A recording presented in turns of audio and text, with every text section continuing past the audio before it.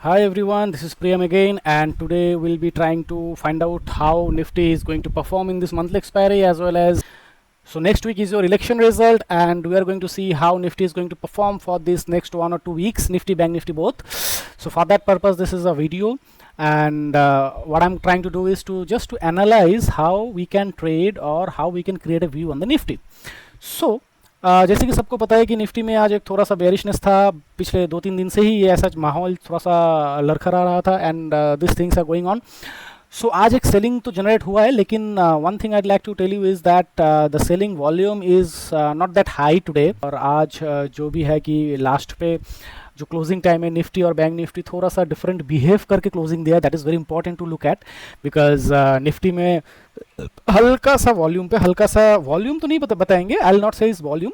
The main point is if I see order flow, I will see that total sell quantity on Nifty future is bit low than what we expect in such scenario, right. Generally ऐसे अगर falling market होता है तो हम लोग क्या करते हैं कि जो सेलिंग क्वांटिटीज है थोड़ा ज़्यादा एक्सपेक्ट करते हैं. उसके बदले में आज हम लोग जो देख रहे हैं दैट इज सेलिंग क्वांटिटीज जो है काफ़ी कम है. तो मुझे ऐसा लग रहा है कि शायद से सेलिंग का आज लास्ट दिन था. कल थोड़ा सा मॉर्निंग पे ऑलमोस्ट सेम जगह पे ओपन हो सकता है एंड थोड़ा सा डाउन मूव आने के बाद एक रिवर्सल एंड शॉर्ट कवरिंग आ सकता है, बिकॉज 22,800 लेवल पे जो एक रेजिस्टेंस लाइन था, एक्चुअली सपोर्ट लाइन था जो कि आज रेजिस्टेंस बन गया है. तो ये रेजिस्टेंस लाइन पे जो सेलिंग क्वांटिटी देखने को मिल रहा है दैट इज 60% ऑफ नॉर्मली जो हम लोग देखते हैं. तो मेरे हिसाब से जो सेलिंग था उतना हाई था नहीं निफ्टी में. तो अगर हम लोग ये क्लोजिंग वैल्यू अगर हम लोग देखेंगे तो हम लोग ये देखेंगे कि निफ्टी में आज जो लास्ट 3 कैंडल है क्लोजिंग का, 2:45 PM से लेके 2:45, देन 3 PM, देन 3:15 PM, ये जो लास्ट 3 कैंडल है, इन लास्ट 3 कैंडल में सेलिंग उतना खास क्वांटिटी में हुआ नहीं. निफ्टी का जो फ्यूचर है अगर ऑर्डर फ्लो को देखेंगे उतना खास क्वांटिटी में निफ्टी में सेलिंग हुआ नहीं. Whereas surprisingly bank Nifty में हुआ क्या, थोड़ा सा बाइंग यहाँ पे दिख रहा है. ठीक है, अप्रॉक्सीमेटली 1,20,000 के आसपास बैंक निफ्टी में बाइंग लास्ट 3 कैंडल में यहाँ पे दिखने को मिला है. तो ये डेटा के ऊपर बेस करके मुझे लग रहा है कि शायद से आज सेलिंग का लास्ट डे था एंड कल शायद से थोड़ा सा एक डाउन ट्रेंड की तरफ इंडिकेट करने के बाद एक शॉर्ट कवरिंग आ सकता है. एंड दिस शॉर्ट कवरिंग ये जो 22,800 है उसके ऊपर ही निफ्टी को लेके जाना चाहिए, ये मेरा मानना है या फिर मेरा अजम्पशन है. तो देखेंगे कि कल क्या हो रहा है, अकॉर्डिंगली जो ट्रेड है वो प्लान किया जाएगा. फिलहाल निफ्टी का ये 1 घंटे की चार्ट है जिसका 22,800 पे एक स्ट्रेंथ 3 मतलब स्ट्रेंथ वैल्यू जो है इस रेजिस्टेंस लाइन का दैट इज ऑन 3. तो 3 is basically below average strength, because average हम लोग 4 एंड 5 को एवरेज मानते हैं. 5 and above 5 is the strong one. Okay, तो जैसे कि नीचे उस दिन एक सपोर्ट लाइन को क्रॉस करके उठा था जिसका स्ट्रेंथ था 4, तो that is on average support पे काफ़ी तगड़ा सा बाउंस निफ्टी ने लिया था and then there was a profit booking kind of a thing. So मुझे लगता नहीं है कि ये सेलिंग जो है ये एकदम निफ्टी को नीचे लेके जाएगा, बल्कि I think that this is just kind of a retracement and a profit booking. Because इसको अगर थोड़ा सा गौर से देखोगे there is a rectangle chart pattern is forming Nifty में. निफ्टी में एक रेक्टेंगल चार्ट पैटर्न काफी दिनों से form like that is on 10th April से लेके ये कंप्लीट हुआ है चार्ट पैटर्न ऑन 23rd मई. सो अप्रॉक्सीमेटली मतलब 1.5 महीने का एक चार्ट पैटर्न जो कंप्लीट हुआ है, एक ब्रेकआउट मिला, फिर ब्रेकआउट के एक रीटेस्ट इसको हम मानेंगे. बाकी देखते हैं आगे क्या कुछ होता है, बिकॉज इलेक्शन का रिजल्ट है और इसका टारगेट जो बनता है दैट इज 23,800. अब प्रॉब्लम यह है कि इलेक्शन की वजह से जून का जो फर्स्ट वीक है उस एक्सपायरी के ऑप्शन का प्राइसेस काफी ज्यादा है, मतलब दैट इज अननेचुरली हाई जो प्राइस है वो ऐसे बन के बैठा है. विक्स भी काफी हाई है, 24 के ऊपर विक्स चल रहा है. तो थोड़ा सा मुश्किल है स्मॉल ट्रेडर के लिए इस पे ऑप्शन को बाई करके होल्ड करके रखना, बिकॉज थोड़ा सा विक्स गिरेगा ना ऑप्शन एकदम it will start diluting its time value. तो ये थोड़ा सा दिक्कत है. अब ये सेम चार्ट पैटर्न आपका जो डेली टाइम फ्रेम है निफ्टी डेली टाइम फ्रेम में भी अवेलेबल है. ये डेली टाइम फ्रेम में भी ये जो चार्ट पैटर्न है ये 10th अप्रैल से लेके ये चार्ट पैटर्न यहाँ पे अवेलेबल है. एंड देन ये चार्ट पैटर्न का डेली में हल्का सा ब्रेकआउट मिला था and it's trying to retest. तो मुझे ऐसा लग रहा है कि शायद से एक 100-150 पॉइंट्स का एक डाउन मूव आने के बाद it can start a short covering. मुझे कल के दिन एक शॉर्ट कवरिंग दिख रहा है, बट पता नहीं, like no one knows what will happen in the market, but I feel like there will be short covering. So 22,800 के ऊपर अगर कल क्लोजिंग मिलता है फिर निफ्टी के लिए एक ओपन स्काई मिल जाएगा एंड निफ्टी फिर से एक तगड़ा सा बाउंस देने के लिए तैयार होगा, ऐसा मेरा मानना है. बैंक निफ्टी की डेली कैंडल थोड़ा सा क्लमजी है चार्ट पैटर्न पे, बट यहाँ पे एक बुलिश ट्रायंगल बना था। हाँ, ये बुलिश ट्रायंगल बन रहा था अक्टूबर 23, मतलब 26 अक्टूबर 23 से 2023 लास्ट ईयर से एक ट्रायंगल बनने की कोशिश कर रहा था, जो ट्रायंगल कंप्लीट हुआ है। एंड ये बुलिश ट्रायंगल कंप्लीट होने के बाद इसमें रिटेस्ट हो रहा है। तो मुझे लगता है कि बैंक निफ्टी का जो टारगेट है दैट इज ऑन 54,500 आने वाले दिन पे ऐसे एक बहुत बड़ा सा टारगेट, थोड़ा सा ऑब्वियसली थोड़ा सा रिट्रेस आएगा, रिटेस्ट आएगा, एक बार में थोड़ी ना जाएगा। तो इलेक्शन ट्रिगर एक काफ़ी इंपॉर्टेंट पार्ट यहाँ पे है, सबको पता है ये चीज़।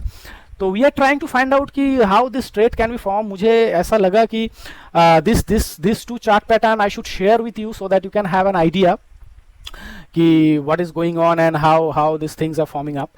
In the same note, if I see a Dow Jones जो है just recently open हुआ है। ओपन होने के बाद क्या चल रहा है देखिए एक बार डाउ जोन में एक एवरेज स्ट्रेंथ का एक सपोर्ट था दैट इज ऑन 38,400। वहाँ पे सपोर्ट लेने के बाद it is trying to take a rejection. See यहाँ पे एक डॉट उसी लेवल पे सपोर्ट लेके एक रिजेक्शन, ये इंडिकेटर मेरा अपना बना हुआ है। So if you need that indicator, there's a website link given in this video, so you can get this indicator from that website. So anyways, तो Dow Jones जो है यहाँ से trying to get a bounce on the upside, whereas on Nasdaq का एक बार देख लेते क्या होता है। Nasdaq तो wow gap down open and then started recovering, so things are quite simple। मतलब there is nothing to fear और you know वो मोमेंट अभी तक आया नहीं है कि क्रैश निफ्टी बियर मार्केट, ऐसा कुछ अभी तक मुझे फिलहाल दिख नहीं रहा है।